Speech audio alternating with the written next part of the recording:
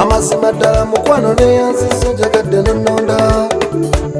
nosalawo notwala nze abalala noleka ebbali amazima ddala mukwano neyanziza njagadde nononda nosalawo notwala nze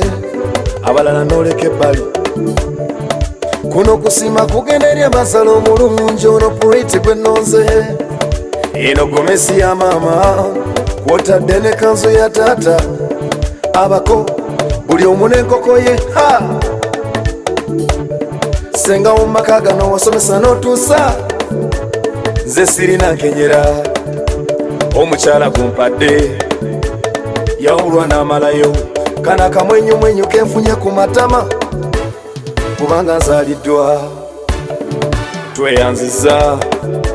abazadde mbeyanziza amazima ddala mukwano neyanziza njagadde nononda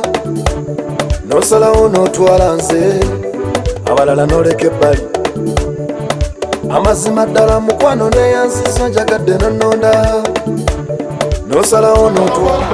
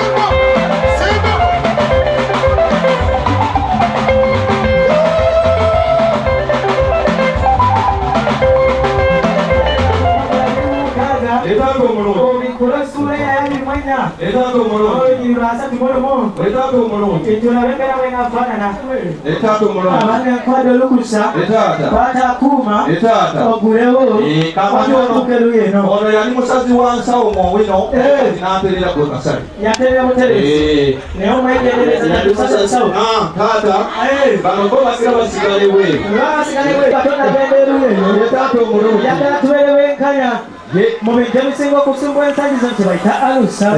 ate tonajogera gamba nti muntu ntiwange mwenyamwenyako kakati abaana bange abaso bajja babeera eruyiyo onfunye abantu mwenda naawe obeere ow'ekkumi abaanatuula sebo tata tuli eno nze nabadde nabaleseeyo banjate amatoke gange baleke bajje anti omukolo bagundese gukola balemugula ebibanja awo koloti awo buli mugula koloti kakati tubabeti tata omulungi togenda kukkiriza tugende mu kaseera akaseera kwe tunakavaamu tunagenda e Namayomba tata tuliyanziza nnyo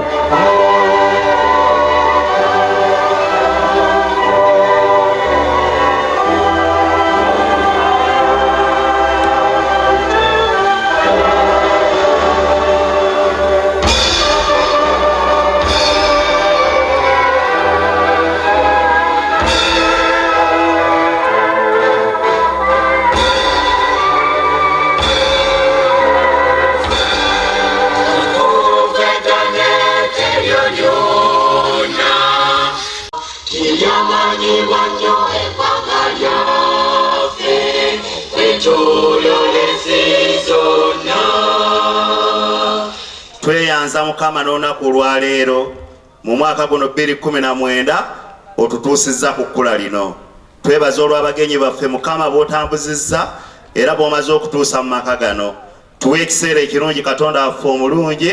tuwe okusanyuka, tuwe okujaguza. Tuwe Katonda waffe omukisa, Katonda waffe ng'omwana waffe ow'obuwala ate agenda okutulaga omwana ow'obulenzi. Tubikwasizza byonna Mukama agulumizibwa ekitiibwa. Erinnya Mukama lisigalewo bulijjo mu Yesu Kristo Mukama waffe.